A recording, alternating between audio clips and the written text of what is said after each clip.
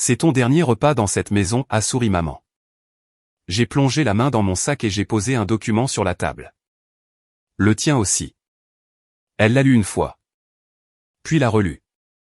J'étais assise à la table de la salle à manger de ma mère, mangeant le dernier repas qu'elle cuisinerait jamais pour moi dans cette maison. Quand elle a souri et m'a dit qu'il était temps pour moi de partir, elle n'avait aucune idée que j'étais la propriétaire de la maison qu'elle me demandait de quitter depuis avant mes 18 ans. Laissez-moi vous ramener à cet après-midi de septembre qui a tout changé. Mon nom est Simone Archer. J'ai 37 ans. Je travaille comme parajuriste principal au cabinet d'avocats Morrison & Webb à Greensboro, en Caroline du Nord, où j'ai passé 9 ans à faire le genre de travail dont la plupart des gens ignorent l'existence jusqu'à ce qu'ils en aient besoin. Recherche de titres, vérification d'actes de propriété, dossier de succession, chaîne de propriété remontant à 40, 60, 80 ans. Je trouve des choses. Je retrace des choses. Je tire sur les fils dans les bases de données immobilières jusqu'à ce que l'image entière se détache. Je conduis une Subaru de 12 ans. Je loue un appartement à 12 minutes du bureau. Mon réfrigérateur a un aimant provenant d'une conférence à laquelle j'ai assisté à Raleigh il y a 4 ans qui dit « La documentation est la différence entre une histoire et une affaire ». Je l'ai acheté parce que je pensais que cela parlait de mon travail. J'appelle toujours ma mère tous les dimanches. Je conduis toujours jusqu'à Bearwood Drive quand elle me demande de venir dîner. J'appelle toujours cela la maison. La façon dont les gens appellent un endroit la maison longtemps après avoir cessé d'y vivre. La façon dont le mot devient une habitude plus qu'une description. Le nom de ma mère est Gloria. Elle a vécu au 1147 Bearwood Drive d'aussi loin que je me souvienne. Elle cuisine les meilleurs travers de porc du comté de Guildford, et elle le sait. Elle repasse ses robes d'église le samedi soir. Elle est généreuse avec sa nourriture et ses opinions, et avec très peu d'autres choses. Elle a un sourire qui remplit une pièce, et j'ai passé 37 ans à essayer de mériter la version de ce sourire qu'elle réserve aux autres. Mon grand-père a construit cette maison, Earl Thomas Archer. Il l'a construite en 1971 de ses propres mains, planche par planche, avant que le quartier n'ait un nom. Je le sais parce qu'il me l'a dit. Earl n'était pas un homme qui parlait beaucoup, mais quand il parlait, c'était de choses qui duraient. Du bon bois, de bonnes fondations, des gens à qui on pouvait confier quelque chose d'important. Earl est mort en octobre 2004. J'avais 17 ans. Je vous dis ces choses pour que vous compreniez ce que j'ai trouvé ce mardi après-midi de septembre.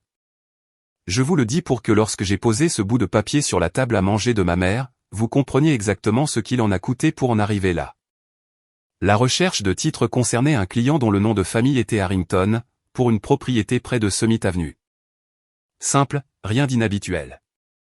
Je parcourais la chaîne des actes dans la base de données immobilières du comté de Guildford comme je l'ai fait pour des milliers d'autres. Cliquant à travers les registres de propriété comme d'autres font défiler leur téléphone. Je ne cherchais rien de précis. La recherche a renvoyé 11 résultats sur Summit Avenue. Je vérifiais le 3e quand mon curseur a mal bougé. J'ai cliqué sur la mauvaise rue. Birchwood Drive est apparu à la place. Mes doigts n'ont pas bougé pendant un instant. Il y avait 6 propriétés sur Bearwood Drive dans la base de données. J'ai fait défiler vers le bas sans le vouloir. Et puis le 5e résultat s'est chargé et j'ai lu l'adresse de la façon dont on lit quelque chose dans un rêve. La façon dont les mots semblent familiers et faux en même temps parce que vous êtes certain qu'ils ne peuvent pas signifier ce qu'ils semblent signifier. 1147 Bearwood Drive. Propriétaire enregistré, Simone Marie Archer. Date de transfert, 14 octobre 2004. Cédant, Earl Thomas Archer. J'ai cliqué sur l'acte. Mon écran s'est rempli de documents numérisés, vieux et jaunis sur les bords, comme le devient le papier lorsqu'il a été classé dans le sous-sol d'un palais de justice pendant 20 ans. La signature d'Earl était au bas de la page 2, la même signature que j'avais vue sur des cartes d'anniversaire et des bulletins scolaires et sur une liste de courses manuscrite que ma grand-mère avait gardée encadrée dans la cuisine jusqu'à sa mort. Grande et appliquée, la façon dont les gens signent les choses quand signer signifiait quelque chose. Sous sa signature, un cachet de notaire. Sous le cachet du notaire, une date de dépôt enregistrée. Une semaine avant la mort d'Earl, je me suis adossé à ma chaise. J'ai affiché la chaîne de propriété. Chaque transfert, chaque privilège, chaque modification sur cette propriété depuis 1971. Earl Archer, propriétaire initial, 1971. Aucun transfert ultérieur, aucun changement d'acte, aucun refinancement au nom de qui que ce soit d'autre. La maison était passée d'heure la moi en octobre 2004, et en 20 ans, rien ne l'avait fait bouger. Ma mère avait vécu dans ma maison pendant 20 ans. Ma mère l'avait appelée sa maison pendant 20 ans. Ma mère avait préparé les dîners du dimanche, organisé Noël, et montré la salle de bain de l'étage à ses amis, à son club de lecture et à son nouveau petit ami, Randall Puy. Et à chaque fois, elle l'avait fait dans une maison qui appartenait à sa fille. J'ai ouvert un nouveau dossier sur mon bureau. Je l'ai nommé Birchwood. J'ai commencé à télécharger des documents. Je n'ai pas appelé ma mère. Je n'ai appelé personne. Je suis resté avec ça pendant 40 minutes. La façon dont vous restez avec quelque chose qui réorganise tout ce que vous pensiez comprendre. Pas le genre de moment où l'on s'assoit avec le chagrin. Le genre de moment où l'on s'assoit pour faire les comptes. Le genre où l'on revérifie les chiffres parce que le total ne peut pas être correct. Et puis on vérifie à nouveau et c'est correct. Et il faut simplement accepter que le chiffre est vrai. Ensuite, j'ai pris mon téléphone et j'ai appelé Wanda. Non pas parce que j'avais besoin de réconfort, mais parce que j'avais besoin que quelqu'un me dise que je ne perdais pas la tête. Wanda Brigg travaille chez Morrison & Webb depuis 6 ans. Elle a 40 ans, elle est originaire de Spartanburg, en Caroline du Sud, et elle a une opinion sur tout et la voix qui va avec. C'est la personne que vous voulez à vos côtés en cas de crise. Non pas parce qu'elle reste calme, mais parce qu'elle ne fait pas semblant que la crise n'a pas lieu. Wanda regarde un problème bien en face et lui dit exactement ce qu'elle en pense. J'ai marché jusqu'à son bureau. Je n'ai rien dit. J'ai tourné mon écran pour qu'elle puisse voir. Wanda a lu. Elle a fait défiler. Elle a relu. 4 secondes ont passé. Puis 5. Je les ai comptées. Elle s'est levée de sa chaise, a marché jusqu'à la salle de pause, est revenue avec sa tasse de café, s'est rassise, a lu encore une fois. Ma chérie, a-t-elle dit. Ta maman vit dans ta maison depuis 20 ans. Ouais, sans payer de loyer. Ouais. Wanda a posé sa tasse. Elle a regardé le plafond pendant un moment. La façon dont les gens regardent le plafond quand ils font le calcul et n'aiment pas la réponse. Seigneur, aie pitié. Elle m'a regardé. Qu'est-ce que tu vas faire? Terminer la recherche de titres pour Harrington HD. Ensuite, appeler un avocat spécialisé en droit immobilier. C'est tout? C'est tout ce que tu as pour le moment? Et laisser reposer un moment. Wanda m'a dévisagé. Ma fille, a-t-elle dit, ce qui est le seul mot que Wanda utilise lorsqu'elle a environ 40 choses à dire et a décidé, contre sa nature, de n'en dire qu'une seule. Je suis retourné à mon bureau. J'ai terminé la recherche pour Harrington. J'ai envoyé le dossier à l'avocat à l'étage supérieur. Ensuite, j'ai ouvert le dossier Birchwood et j'ai commencé à tout lire depuis le début. Voici ce que j'ai trouvé, exposé dans l'ordre, comme je préparerais n'importe quel dossier juridique. Mon grand-père Earl est mort le 21 octobre 2004. Il a laissé un testament. Le testament avait été rédigé 8 jours avant sa mort. Rédigé par un avocat nommé Harold Puy à High Point, en Caroline du Nord. Harold Puy est maintenant à la retraite. Le testament a été déposé auprès du tribunal des successions du comté de Guildford dans les 30 jours suivant le décès d'Earl, ce qui est la norme. Le testament laissait la propriété du 1147 Birwood Drive à Simone Marie Archer, petite fille, âgée de 17 ans. Pas à mon père, Ray Archer, qui était le fils unique d'Earl et qui avait disparu de nos vies depuis 9 ans à ce moment-là. Pas à ma mère, Gloria Archer, qui vivait dans cette maison depuis 11 ans au moment de la mort d'Earl. À moi. Je ne savais rien de tout cela. J'avais 17 ans. Quand Earl est mort, ma mère m'a fait asseoir et m'a dit qu'il avait tout laissé à la famille. C'était le mot qu'elle a utilisé, la famille. Elle n'a pas expliqué ce que cela signifiait ni ce que cela incluait. Je n'ai pas posé de questions. J'avais 17 ans, j'étais en deuil et je l'ai cru. 2 semaines après la mort d'Earl, ma mère a déposé une demande de procuration sur la propriété, invoquant mon âge et son rôle de tutrice légale. La procuration a été accordée. Elle lui donnait le pouvoir de gérer la propriété en mon nom jusqu'à ce que j'atteigne l'âge de 21 ans ou jusqu'à ce que je la révoque, selon la première éventualité. J'ai eu 21 ans en 1989. Non, Ce n'est pas exact. J'ai eu 21 ans en 2008. La procuration a expiré en 2009. En 2009, personne n'a rien déposé. Aucun transfert d'acte, aucune procuration mise à jour, aucun document légal d'aucune sorte. La propriété est restée à mon nom exactement comme Earl l'avait laissé. Ma mère a continué à vivre dans la maison. Elle a continué à l'appeler sa maison.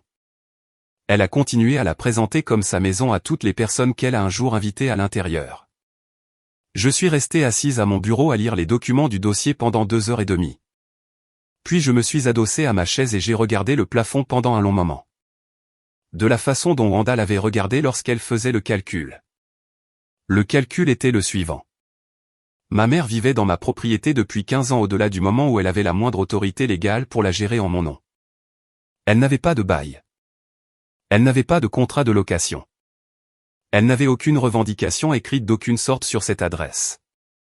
Elle était, dans le langage que j'utilise tous les jours à ce bureau, une locataire à titre précaire. J'avais une locataire à titre précaire vivant dans ma maison qui croyait qu'elle en était la propriétaire. Je dois vous parler du sous-sol d'Earl. Chaque maison a une pièce qui appartient à la personne qui l'a construite. Non pas à cause de l'acte de propriété, du titre ou de la chaîne de propriété, mais à cause de ce qui s'y passe, de ce qui y est fabriqué, de ce que cette personne met dans les murs et sur les étagères, et de la façon particulière dont la lumière traverse la fenêtre l'après-midi. La pièce d'Earl était le sous-sol. Il y gardait un long établi en chêne massif de 4 pouces d'épaisseur sur le dessus, le genre de surface qui ne bouge pas, peu importe ce qu'on y pose. Au-dessus, sur le mur, il avait accroché chaque outil qu'il possédait sur un crochet séparé.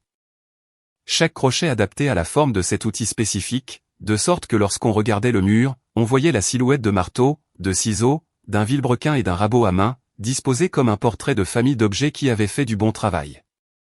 J'avais 10 ans quand il m'a laissé pour la première fois me tenir à côté de lui pendant qu'il travaillait. Il construisait une chaise ce jour-là. Il a posé un morceau de bois devant moi et m'a mis un petit rabot dans les mains. « Essaie » a-t-il dit. J'ai essayé. Le bois a mal réagi. Mes bras ont mal fait le mouvement. J'ai poussé trop fort et le rabot a dérapé sur le coin. Earl a regardé. Il ne m'a pas pris l'outil. Il a ajusté mes mains à la place, a repositionné mes pieds, m'a montré où mettre mon poids. J'ai réessayé. Le copeau s'est détaché proprement. Il a regardé mes mains un instant. Puis il a dit, « Tu as les mains fermes, ma fille, comme moi. » Il est retourné à son travail. Je suis retourné au mien. J'y pense beaucoup. Je n'y pense pas comme les gens pensent aux souvenirs chaleureux. J'y pense comme on pense à une pièce à conviction qu'on a classée quelque part et qu'on a maintenant besoin de retrouver. Earl savait quelque chose quand il a rédigé ce testament. Il avait un fils qui était parti, une belle-fille à qui il ne confierait rien d'important, et une petite fille qui avait les mains fermes. Il a fait son choix. Il ne m'a simplement jamais dit qu'il l'avait fait. Mon premier instinct, après avoir lu l'acte 3 fois, le registre des successions 2 fois et la procuration expirée 1 fois, a été d'appeler ma mère. J'avais mon téléphone en main, son nom dans mes contacts, mon pouce au-dessus du bouton d'appel. J'ai posé le téléphone. Wanda est apparue à mon bureau avec 2 tasses de café. Elle en a posé une devant moi et s'est assise sur la chaise libre avec l'autre. Elle attendait que j'en arrive là. Wanda sait très bien quand il faut attendre. « Tu penses à l'appeler ?» a-t-elle dit, ce n'était pas une question.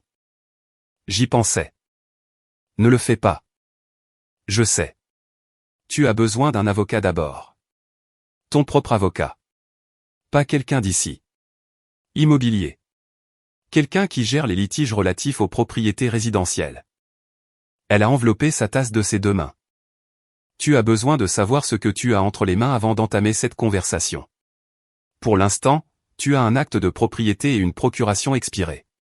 C'est suffisant pour tenir debout, mais tu as besoin que quelqu'un te dise exactement jusqu'où ça tient. Elle avait raison.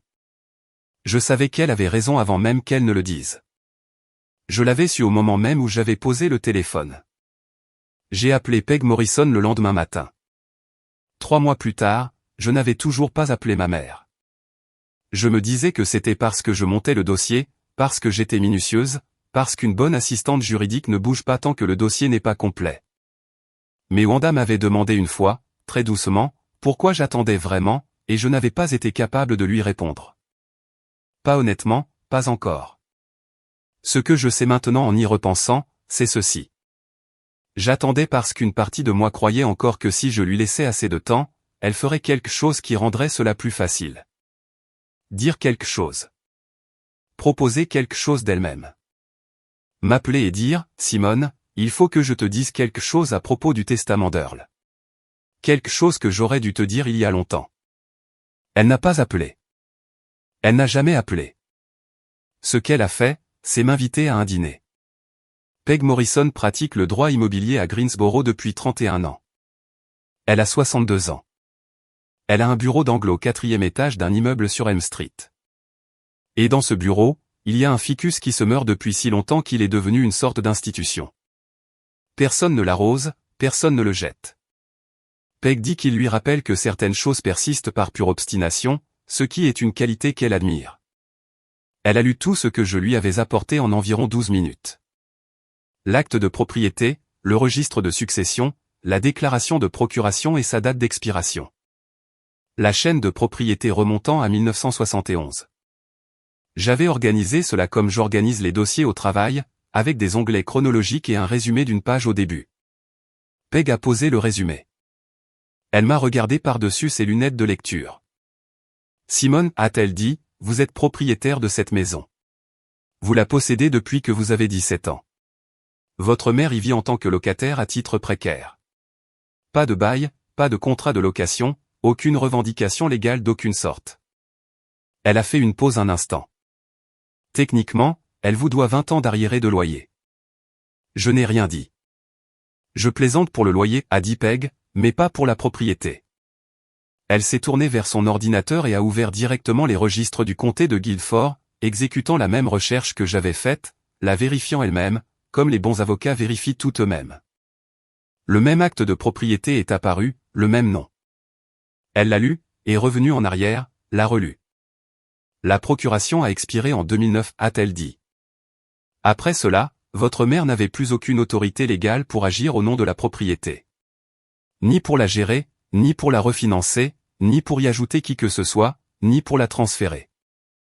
Elle m'a regardé. A-t-elle prévu de faire l'une de ces choses? Je pense qu'elle pourrait ajouter quelqu'un à l'acte, ai-je dit. Son petit ami. Ils sont ensemble depuis environ 8 mois. Peg a enlevé ses lunettes de lecture. Elle les a tenues dans sa main pendant un moment. Alors nous devons agir, a-t-elle dit. Je peux préparer une mise en demeure. Elle sera envoyée sous l'entête de mon cabinet. Elle nommera la propriété. Elle précisera que toute tentative de modifier le titre de propriété d'une maison qu'elle ne possède pas est passible de poursuites judiciaires. Elle a fait une pause. Cela rendra aussi la chose réelle pour vous deux. Je sais, ai-je dit. Voulez-vous d'abord lui donner une chance de répondre en privé, avant tout document juridique? J'y avais pensé. Je n'avais pensé à presque rien d'autre pendant 3 mois. Non, ai-je dit. J'ai essayé d'attendre. Ça n'a pas aidé. Peg a hoché la tête. Elle a pris une note sur son bloc-notes jaune. J'aurai quelque chose de prêt d'ici la fin de la semaine prochaine. Je l'ai remercié. J'ai rassemblé mon dossier. J'ai traversé le hall d'accueil, je suis allé dans le parking couvert, je suis monté dans ma voiture et je suis resté assise là, sans démarrer, pendant un très long moment. Je m'étais attendu à ressentir quelque chose de différent. J'avais monté un dossier. J'avais des documents. J'avais une avocate qui avait tout regardé et confirmé sans hésitation que j'avais raison, qu'Earl m'avait laissé la maison, que la maison était à moi, que ma mère y vivait depuis 20 ans sous un accord légal qui avait expiré pendant la 2e année de l'administration Obama. Je suis resté assise dans le parking couvert et je n'ai pas eu l'impression d'avoir gagné quoi que ce soit. Le chagrin qui est venu n'était pas du genre vif. Ce n'était pas le genre qui arrive en vague et qui passe. C'était le genre rond et doux qui s'installe dans le corps sans s'annoncer. Le genre qu'on ne remarque pas jusqu'à ce qu'on essaie de prendre une grande inspiration et qu'on découvre que quelque chose a déjà emménagé et prend toute la place. J'avais raison. J'avais toujours eu raison. Earl avait su que j'avais raison quand il avait signé l'acte de propriété. Et rien de tout cela ne changeait le fait que j'étais assise dans un parking de Greensboro à pleurer sur le volant d'une Subaru de 12 ans parce la vérité avait finalement cessé d'être une théorie pour devenir un fait. La vérité, une fois qu'elle devient un fait, est permanente. Vous ne pouvez pas l'ignorer une fois que vous la connaissez. Il y a une odeur qui accompagne le souvenir que je vais vous raconter. C'est l'odeur d'une cantine scolaire en mars. Cette combinaison particulière de nettoyants industriels, de punch aux fruits et de la chaleur des plateaux de service. L'odeur qui signifie la dernière ligne droite de l'année scolaire, quand tout semble encore possible et qu'on n'est pas encore assez vieux pour savoir que possible n'est pas la même chose que certains. J'avais 16 ans. Je venais d'être nommé bénéficiaire d'une bourse d'études complète à l'Appalachian State University à Boone, en Caroline du Nord.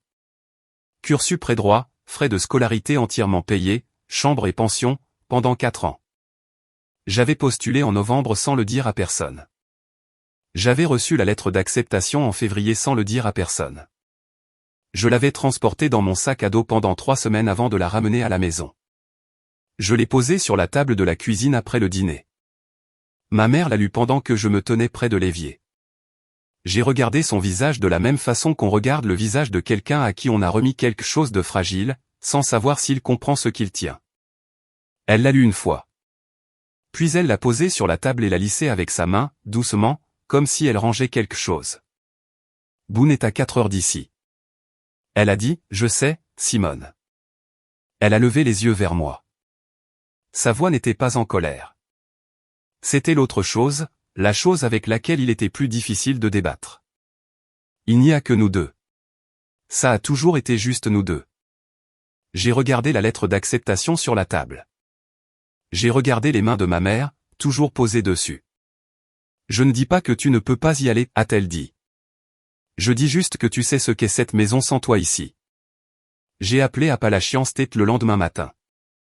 J'ai retiré mon inscription avant la date limite.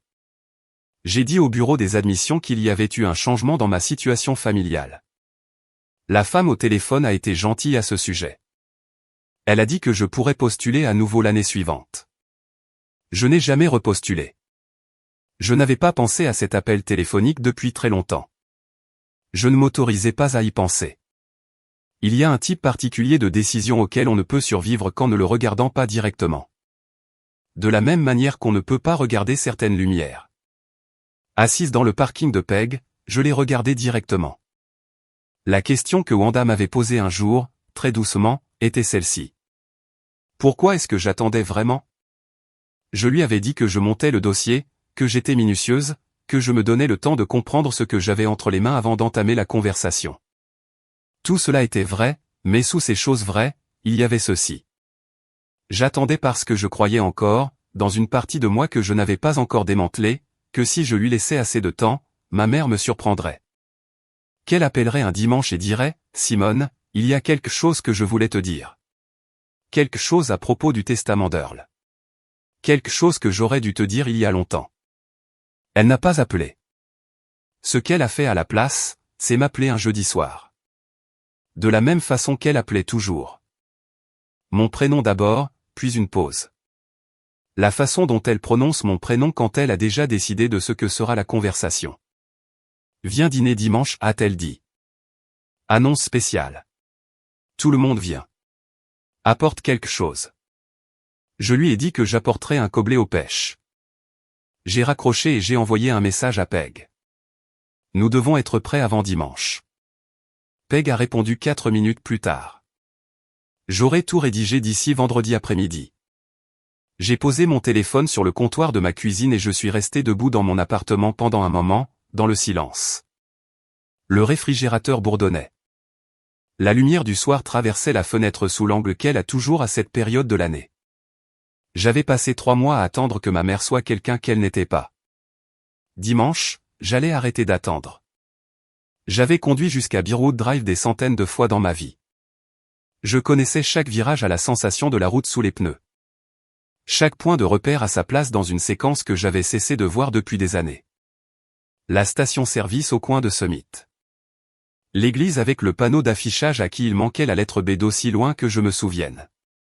La rangée de poiriers de Chine le long du dernier tronçon avant le virage, qui fleurissait en blanc chaque printemps et sentait, selon Wanda, comme si quelque chose avait mal tourné dans la cuisine.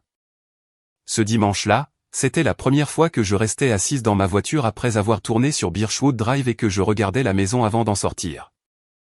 Je ne veux pas dire la regarder comme on regarde quelque chose de familier. Je veux dire la regarder comme je regarde un registre de propriété. Structurellement, systématiquement, en commençant par la ligne de toit et en descendant. Le toit nécessitait de l'attention du côté nord. Pas dans l'urgence, mais d'ici quelques années. Les gouttières à l'est s'étaient détachées de la bordure du toit à un coin. Le porche d'entrée, celui qu'Earl avait construit lui-même, était solide. Les planches n'avaient pas bougé. Les plantations de fondation étaient envahissantes, mais saines. Le chêne qu'Earl avait planté en 1975 était énorme maintenant, haut de 3 étages, assez large pour que 2 personnes ne puissent pas en faire le tour avec leurs bras. Il avait survécu à toutes les tempêtes qui avaient traversé Greensboro pendant 50 ans.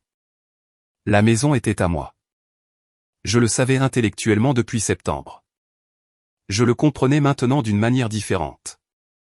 La façon dont on comprend quelque chose quand on le regarde et qu'on n'y pense pas seulement.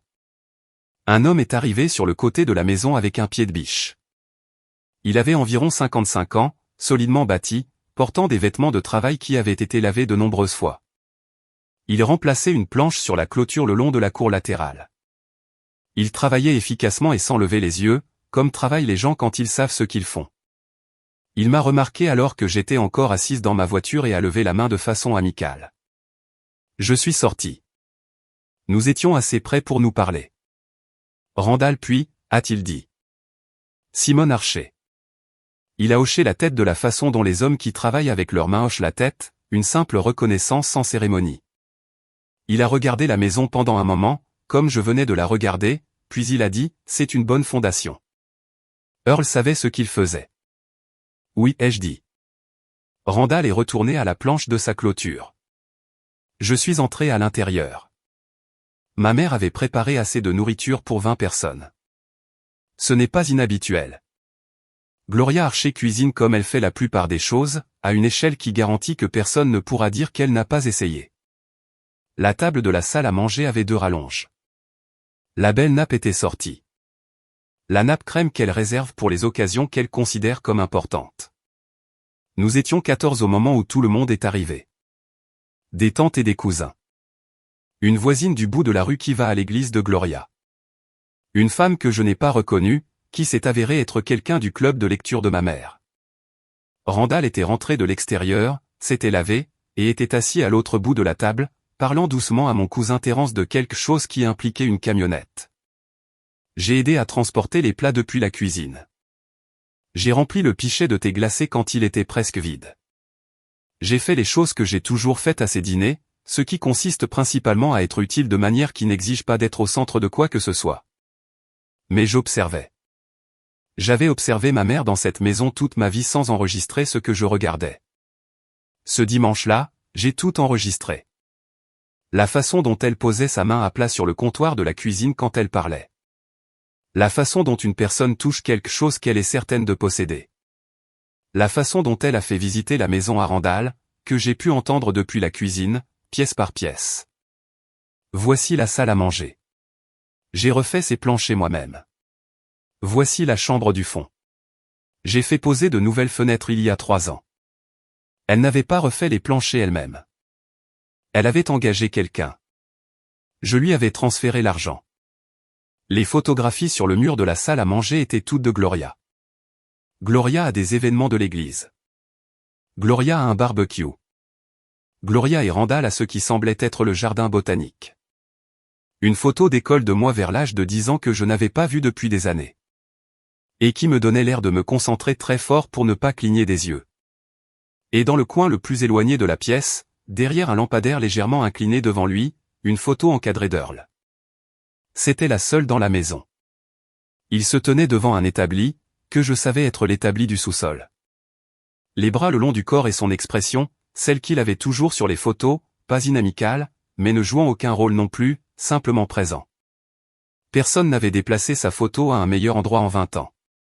Je suis allé me tenir dans l'embrasure de la porte de la cuisine pendant que les assiettes circulaient. C'est à ce moment-là que j'ai entendu ma mère au téléphone dans le couloir. Elle s'était éloignée de la table juste au coin du mur. Elle parlait doucement, mais la maison n'est pas grande et j'étais proche. Oui, a-t-elle dit. Randall va emménager.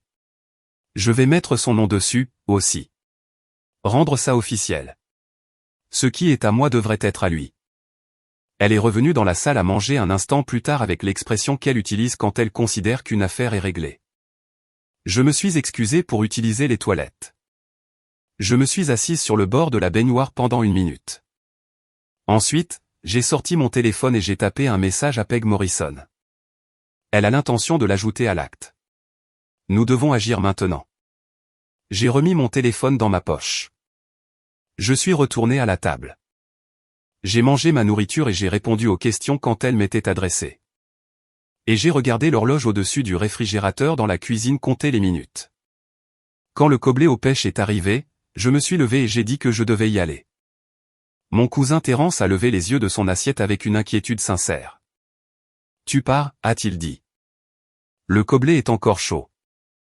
J'ai regardé le Coblé. C'est un bon Coblé. Je l'avais fait moi-même. Garde-moi une part, ai-je dit. J'ai pris mon sac dans le placard de l'entrée. J'ai dit au revoir.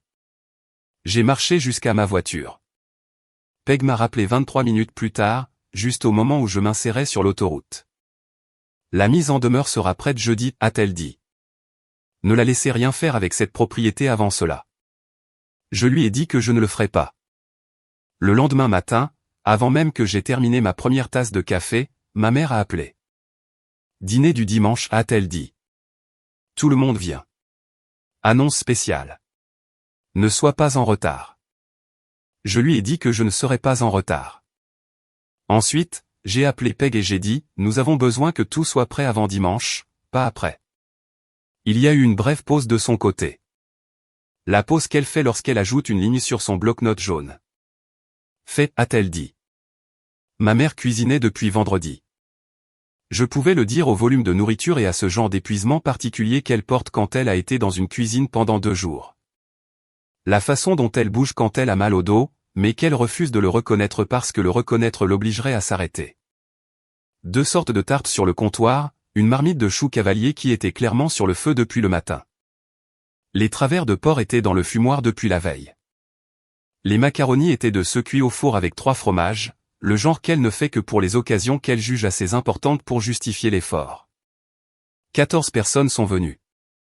Les tantes, mes cousins, la voisine de l'église, la femme du club de lecture. 2 personnes que j'ai reconnues du groupe d'études bibliques auquel ma mère assiste le mercredi soir. La camionnette de Randall était garée sur le trottoir, ce qui signifiait qu'il n'était pas venu avec elle, ce qui signifiait qu'on lui avait demandé d'arriver séparément, ce qui signifiait que cela avait été planifié avec assez de soin pour que la mise en scène ait de l'importance. La table avait ses 2 rallonges. La nappe crème était sortie. Ma mère portait la robe qu'elle avait mise au mariage de mon cousin il y a 3 ans, qui est bleu marine et a un petit bouton de nacre au col qu'elle ferme quand l'occasion est formelle. Je me suis assise sur ma chaise habituelle vers le milieu de la table, entre ma tante Céleste et un cousin que j'appellerai Marcus pour les besoins de cette histoire. Mon sac était sur le sol à côté de ma chaise. Je l'avais mis là délibérément, assez près pour pouvoir y plonger la main sans me lever. L'enveloppe du bureau de Peg était à l'intérieur. Elle y était depuis jeudi, quand j'avais conduit jusqu'à M Street, signé tout ce que Peg avait préparé, et l'avait rapporté à ma voiture sans l'ouvrir à nouveau. Je n'avais pas besoin de l'ouvrir. Je savais ce qu'il y avait écrit. Le repas s'est déroulé comme se déroulent toujours les repas de ma mère. La nourriture a circulé. Des compliments ont été offerts. Ma tante Céleste a interrogé Randall sur son travail d'entrepreneur, et Randall a répondu de cette façon prudente et sans précipitation qu'il a de ne pas en dire plus que ce qui lui est demandé. Terence a mangé une quantité de macaroni que je n'estimerai pas par respect pour les morts. Quelqu'un a posé une question sur mon travail, et j'ai dit que c'était bien, et ce fut la fin de la conversation. Ma mère a traversé le repas comme une femme avec quelque chose dans sa poche. Son attention revenait sans cesse vers Randall, et quand c'était le cas, il y avait une qualité particulière à cela. J'ai reconnu que c'était l'expression qu'elle a quand elle a pris une décision et qu'elle attend le moment pour l'annoncer. Les assiettes étaient presque toutes débarrassées avant qu'elle ne tape sa fourchette contre son verre d'eau. La pièce s'est tue. Elle s'est levée. Elle a regardé chacun d'entre nous autour de la table, comme elle le fait quand elle veut s'assurer que tout le monde fait attention. Ma mère est très douée pour le silence avant la déclaration. Elle a toujours compris que le silence, utilisé correctement, est une forme d'emphase. Vous savez tous que j'ai toujours cru que cette maison était plus qu'un simple endroit où vivre, a-t-elle dit. C'est une histoire de famille. Il s'agit de ce que nous sommes les uns pour les autres et de ce que nous transmettons. Elle a regardé Randall. Randall puis est un homme bien. Il est stable et il est gentil, et il m'a montré ce que c'est quand quelqu'un est vraiment là pour vous. Elle a souri. Je veux qu'il fasse officiellement partie de cette famille, et je veux commencer cela en faisant de cette maison la sienne aussi. Je vais mettre son nom sur l'acte de propriété. Il y a eu un bruit autour de la table. Pas tout à fait des applaudissements, plutôt une expiration collective, le son d'une pièce décidant de la manière d'accueillir une annonce plus grande que prévu. Ma tante Céleste a pressé une main sur sa poitrine. La femme du club de lecture a dit « Oh, c'est merveilleux ». Quelqu'un a commencé à vraiment applaudir. Je n'ai pas applaudi. Je suis restée assise, les mains sur les genoux. Randall regardait ma mère avec l'expression de quelqu'un qui avait été prévenu à l'avance, mais qui n'était toujours pas tout à fait sûr de ce qu'il en pensait. Il a hoché la tête. Il s'est penché et a couvert la main de ma mère avec la sienne. Voici ce que j'ai pensé, assise sur cette chaise pendant que la pièce autour de moi faisait les bruits de la célébration. J'ai pensé, c'est le moment. Pas lundi, pas un appel téléphonique, pas une lettre de Peg. Tout de suite, devant chaque personne de cette famille qui est assez grande pour comprendre ce qui se passe. J'avais le document. J'avais tout ce dont j'avais besoin. La seule chose que j'avais à faire était de tendre la main et de le sortir. Et puis l'autre pensée est arrivée, celle qui me suit depuis que j'ai 16 ans. Celle qui ressemble à de la logique et fonctionne comme une cage. Ne sois pas celle qui brise ça. Pas ici. Pas devant tout le monde. Tu peux appeler Peg lundi. Tu peux envoyer la mise en demeure par courrier. Tu peux lui donner une chance de répondre en privé, sans public, sans faire de cela une scène dont toutes les personnes présentes se souviendront pour le reste de leur vie. Tu peux le faire de la manière discrète, de la manière gentille, de la manière qui ne fait pas de toi la personne qui est entrée au dîner de sa mère et a posé un document légal sur la table devant 14 personnes. Je suis resté avec cette pensée pendant le temps qu'il a fallu à ma mère pour finir de remercier tout le monde d'être là. Et puis elle m'a regardé. Elle avait fait le tour de la table avec ses yeux. Ce même circuit lent qu'elle fait toujours quand elle parle à une assemblée. Et quand elle m'a atteinte, elle a fait une pause. La façon dont on fait une pause sur une marche qui est légèrement plus basse que prévu. Simone, a-t-elle dit, tu n'as jamais vraiment été un membre contributeur de ce foyer. Le sourire n'a pas changé. Une fois que Randall sera ici, ce sera chez lui. Tu comprends ce que ça veut dire? Tu ne pourras plus te pointer comme ça le dimanche. Tu devras appeler d'abord. Tu devras demander. Elle a regardé autour de la table, rassemblant la pièce, comme elle le fait toujours. Je suppose que c'est ton dernier repas ici, de la façon dont les choses ont été. Mais ce n'est pas grave. Tu seras toujours la bienvenue pour nous rendre visite. Le mot a atterri comme atterrissent certains mots. Pas bruyamment. Précisément. J'ai entendu la voix de Peg lors de ce jeudi après-midi dans un parking qui me semblait déjà être d'une autre année. 30 ans, c'est long pour être un invité. La pensée qui avait gardé ma main immobile s'est dissoute. Elle n'a pas argumenté. Elle n'a pas lutté. Elle n'était tout simplement plus là. J'ai plongé la main dans mon sac. La pièce parlait encore. Quelqu'un disait quelque chose à Randall à propos de la maison. Ma tante Céleste se tamponnait les yeux avec une serviette. Terence était retourné à ses macaronis. J'ai sorti l'enveloppe manille. Je l'ai posée sur la table. Je l'ai posée au centre où tout le monde pouvait la voir, dans l'espace entre le pichet d'eau et la corbeille à pain, avec la même délibération que celle d'Earl lorsqu'il posait ses outils à la fin d'une journée de travail. Ni avec négligence ni avec drame. Simplement avec le poids de quelque chose qui signifie ce que c'est. J'ai regardé ma mère. C'est de la part de mon avocate, ai-je dit. Ma mère a ramassé l'enveloppe. Elle l'a regardée pendant un moment avant de l'ouvrir.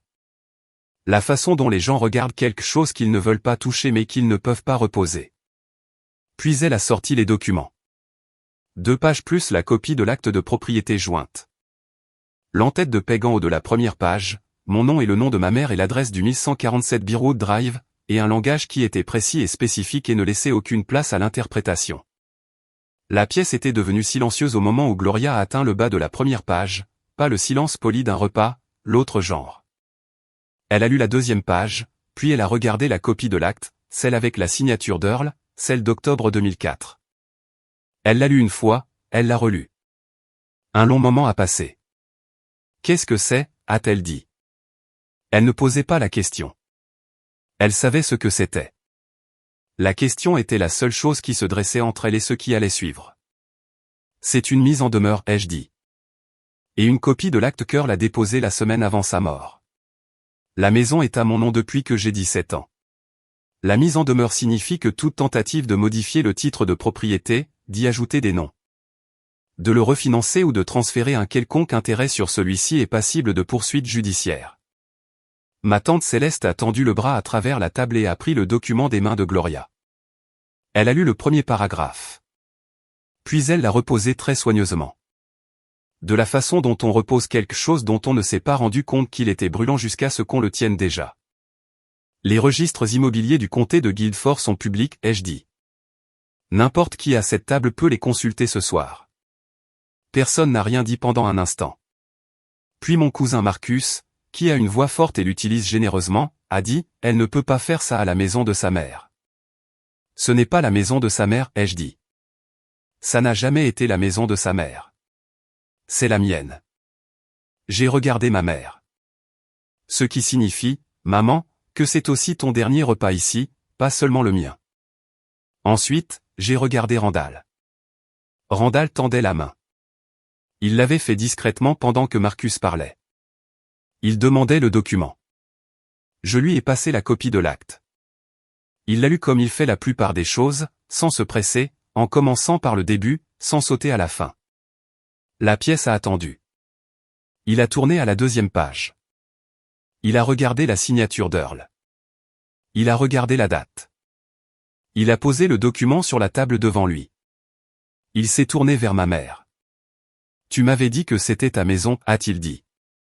Il n'était pas accusateur. Il ne parlait pas fort. Il l'a dit comme quelqu'un qui énonce une chose qu'il vient juste de confirmer.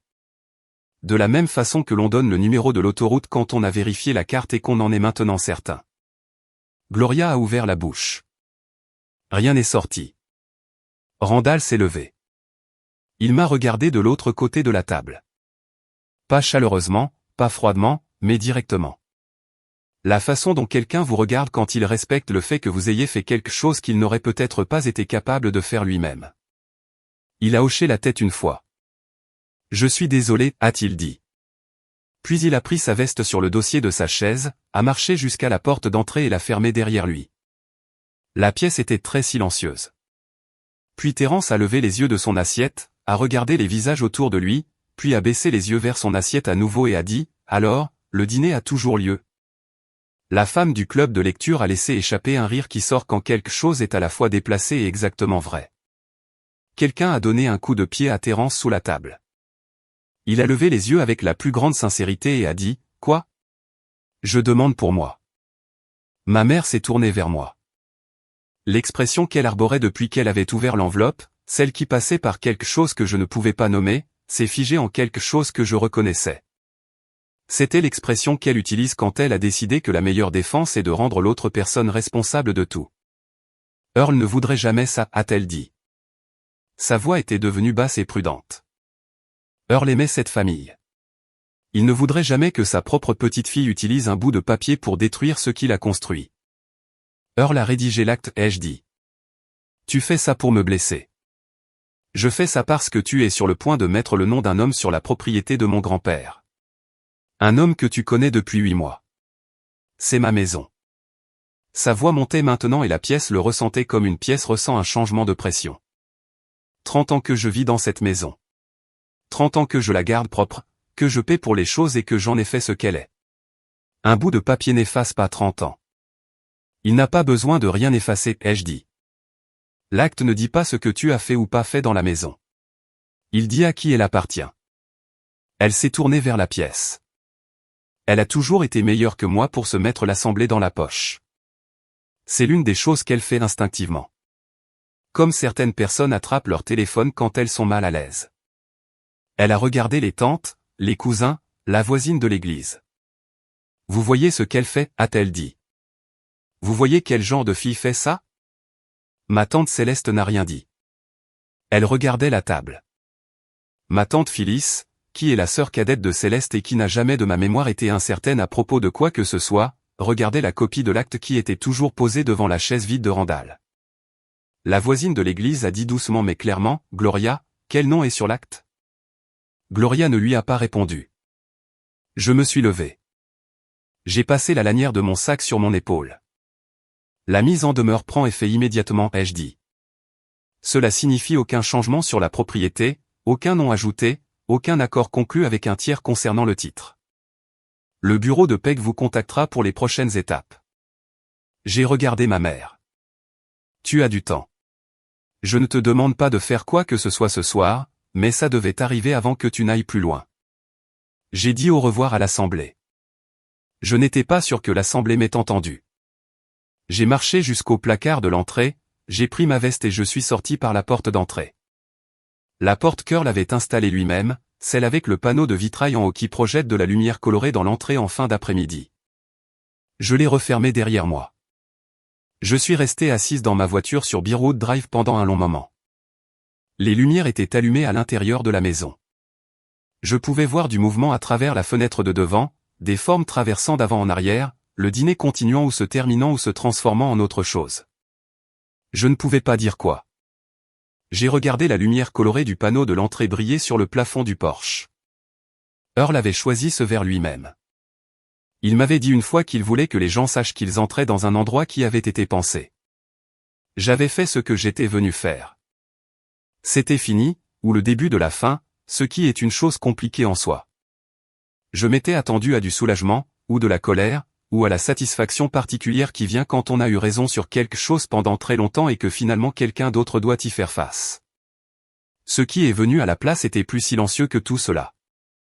C'était quelque chose qui n'avait pas de nom clair, quelque chose qui ressemblait à la sensation d'une pièce dont tous les meubles ont été déménagés et où l'on se tient dans l'espace vide, regardant les contours sur le sol là où les choses avaient l'habitude d'être.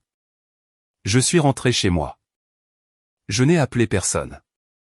Je me suis assise sur le sol de ma cuisine, le dos contre les placards.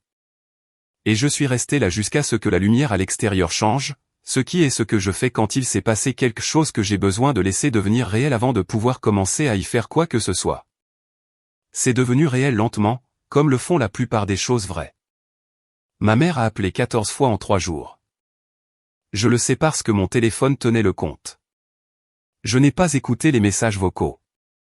J'ai lu les noms à mesure qu'ils arrivaient et j'ai reposé le téléphone à chaque fois. Gloria. Gloria. Tante Céleste. Gloria. Un numéro que je n'ai pas reconnu et qui s'est avéré être ma tante Phyllis appelant de son téléphone fixe. Gloria, Marcus, Gloria. Les appels des tantes ont été plus durs que les appels de ma mère. Aux appels de ma mère, je m'étais préparé, à ceux des tantes, non, ou pas complètement, ce qui revient au même. Ma tante Céleste a laissé un message que j'ai écouté. Le deuxième jour, debout dans ma cuisine à 6 heures du matin avant le travail. Elle n'a pas dit que j'avais fait quelque chose de mal. Elle a dit qu'elle s'inquiétait pour ma mère. Elle a dit qu'elle espérait que je savais ce que je faisais. Elle a dit qu'elle priait pour nous deux, ce qui est la chose que les femmes de ma famille disent quand elles ne savent pas quoi dire d'autre, ce qui ressemble à du réconfort et fonctionne comme une absence de réponse. Je suis allé au travail. Je suis rentré à la maison. J'ai mangé des choses dont je ne me souviens pas. Le troisième jour, je suis passé en voiture devant Birchwood Drive. Je ne me suis pas arrêté. Je suis passé à une vitesse qui me permettait de voir la maison sans avoir l'air de la regarder. La façon dont on jette un coup d'œil à quelque chose qu'on n'est pas censé observer. Les lumières étaient allumées. Le poirier de Chine à la limite de la propriété avait fleuri pendant que je ne faisais pas attention. Blanc et abondant et sentant légèrement mauvais comme c'est toujours le cas en avril. La lumière du porche était allumée, celle qu'Earl a câblée lui-même, qui s'allume au crépuscule sur un capteur et dont ma mère n'a jamais changé l'ampoule. parce que l'ampoule cœur l'avait mise lorsqu'il l'a câblée n'a simplement jamais cessé de fonctionner. Je suis rentré chez moi sans m'arrêter. Peg a appelé un mercredi. Votre mère a déposé une requête, a-t-elle dit. Elle l'a dit de la façon dont elle dit tout, directement, sans préambule, comme si j'avais posé la question à laquelle elle répondait maintenant. Contestation d'acte de propriété. Elle prétend qu'il y avait un accord verbal entre elle et Earl pour que la propriété lui revienne à sa mort. A-t-elle quelque chose pour appuyer cela? Rien par écrit. Aucun témoin que je puisse trouver. Aucune documentation d'aucune sorte. Je l'ai entendu cliquer sur quelque chose sur son clavier. Elle n'a aucune légitimité juridique, Simone. Mais elle peut intenter une action et faire traîner cela entre 6 et 12 mois. Je me tenais à la fenêtre de ma cuisine. Le parking de ma résidence était presque vide à cette heure-là. Un homme promenait un chien que j'avais déjà vu mais dont je ne connaissais pas le nom. Le chien s'est arrêté devant une fissure dans le trottoir et l'a examiné attentivement. Déposez la réponse, ai-je dit.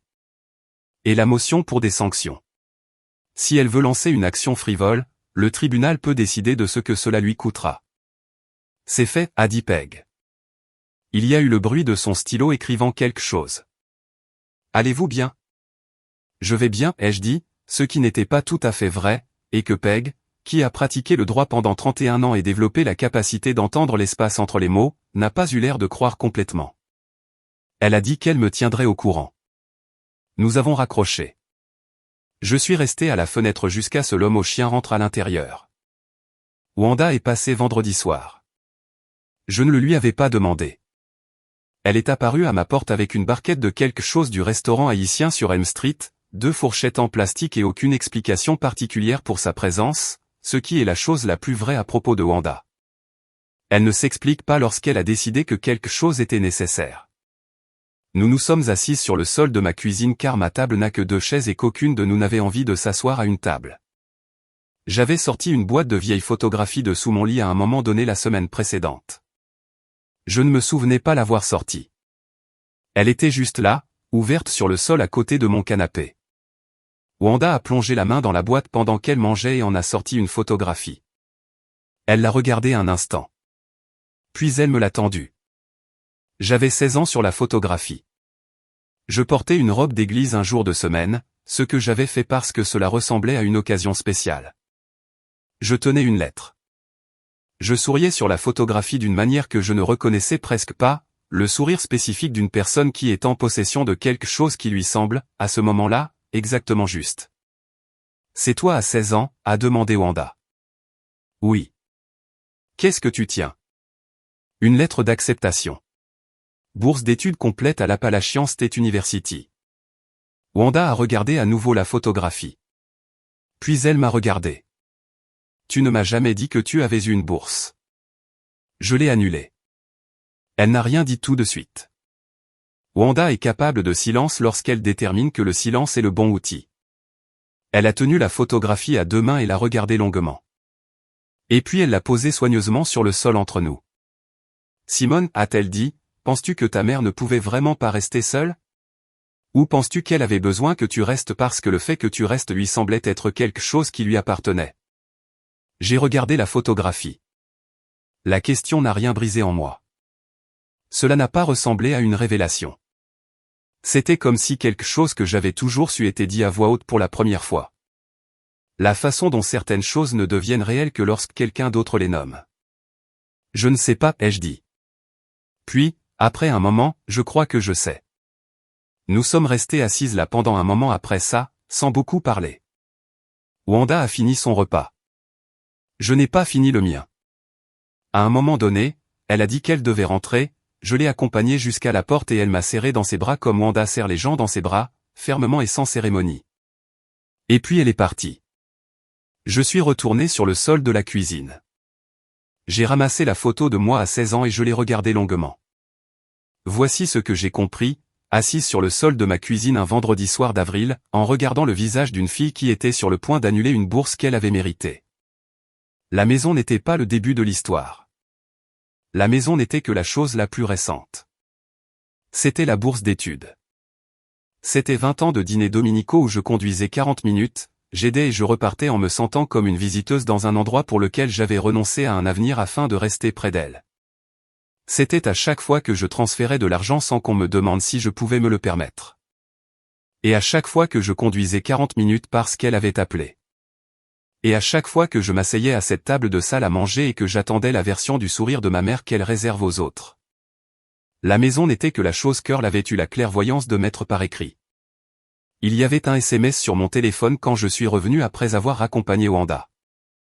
Un numéro que je n'avais pas enregistré. Indicatif régional de Memphis. Il disait, « J'ai entendu parler pour la maison. Earl a toujours dit que tu comprendrais. » Et puis un tiret et un nom. Ray. Je n'avais pas eu de nouvelles de mon père depuis 11 ans. Il n'avait rien eu à dire sur la maison quand Earl était en vie et la gardait. Il avait encore moins à dire maintenant. J'ai posé le téléphone face contre le comptoir. Je n'ai pas répondu. Je n'ai jamais répondu. J'ai appelé ma mère le dimanche matin. Elle a répondu à la deuxième sonnerie, ce qui m'a dit qu'elle attendait que j'appelle, ce qui m'a dit qu'elle avait préparé des choses à dire. Je ne lui ai pas laissé le temps de commencer. Je n'appelle pas pour m'excuser, ai-je dit. J'appelle parce que tu mérites de savoir ce qui va se passer maintenant. Ce qui allait se passer était ceci. Elle avait 6 mois pour trouver un autre endroit où vivre. Je n'allais pas lui réclamer d'arriéré de loyer. Je n'allais pas engager les poursuites civiles que Peg avait mentionnées comme une possibilité. J'allais l'aider à déménager si elle voulait de l'aide. J'allais lui donner 6 mois, ce qui était plus que ce que la loi exigeait. Il y a eu un silence de son côté. Puis, tu fais ça pour me blesser. J'avais su qu'elle dirait ça. Je l'avais su comme on connaît la météo quand on a vécu quelque part assez longtemps. Ce n'était pas une réponse à ce que je venais de dire. C'était la seule phrase dont elle disposait pour les situations dont elle ne pouvait pas contrôler l'issue. Non, ai-je dit, je fais ça parce que c'est la vérité et que j'ai fini de faire semblant que ce ne l'est pas. Elle n'a rien dit d'autre. J'ai attendu assez longtemps pour être certaine qu'elle avait terminé, puis j'ai dit au revoir et j'ai raccroché. Je suis resté debout dans mon appartement dans le calme du dimanche matin et j'ai pensé à Earl mettant un panneau de verre dans une porte pour que les gens sachent qu'ils entraient dans un endroit qui avait été pensé. J'allais vivre dans cette maison. Pour la première fois de ma vie, je n'allais pas demander la permission. 6 mois plus tard, j'ai aidé ma mère à déménager. Elle avait trouvé un appartement dans le nord de la ville. 2 chambres, au rez-de-chaussée, un petit patio couvert qui donnait sur un parking. J'ai porté des cartons. J'ai emballé de la vaisselle dans du papier journal. J'ai déplacé une lampe qui était plus lourde qu'elle n'en avait l'air et je l'ai posée dans le coin de son nouveau salon, là où elle semblait avoir sa place. Nous n'avons pas beaucoup parlé. Nous n'avons jamais été le genre de personnes qui parlent pendant qu'elles travaillent. Nous avons travaillé jusqu'à la fin de l'après-midi, quand le camion était presque vide et que les pièces de Birchwood Drive étaient nues, à l'exception des choses qui avaient toujours été là, les choses qui appartenaient à Earl. Ma mère s'est assise sur les marches du porche d'entrée. Je me suis assise à côté d'elle. Le chêne était couvert de feuilles. Le quartier était calme de la façon dont il le devient les après-midi d'été. Cette immobilité particulière, étouffée par la chaleur. Nous sommes restés assises là pendant un moment sans qu'aucune de nous n'entame de conversation, ce qui est la chose la plus honnête que nous ayons faite ensemble depuis longtemps. Earl t'a toujours préféré, a-t-elle dit. Il me faisait confiance, ai-je dit, il y a une différence. Elle a regardé les planches du Porsche. Les planches d'Earl, ajustées, poncées et peintes 2 fois en 50 ans. Il a construit ça de ses mains, tu sais. Je sais. Un autre silence. Une voiture est passée dans la rue. Quelque part plus bas dans la rue, un chien a dit quelque chose de bref et définitif. Tu vas vivre ici, a-t-elle demandé. Oui. Tu en prendras soin. Oui. Elle a hoché la tête. Elle est restée assise pendant encore 1 minute. Puis elle s'est levée et est rentrée à l'intérieur chercher les 2 derniers cartons. Je suis resté sur le porche jusqu'à ce que le camion s'éloigne. Je l'ai regardé jusqu'à ce qu'il tourne au coin de la rue, au bout de Birchwood Drive, et qu'il disparaisse. 3 mois après le jour du déménagement, le tribunal a rejeté la contestation d'acte de ma mère et lui a ordonné de payer $9 400 de frais d'avocat. Peg me l'a dit un mardi après-midi, de la même façon qu'elle me dit tout. Je l'ai remercié. J'ai raccroché. J'ai pensé à appeler ma mère. Je ne l'ai pas fait.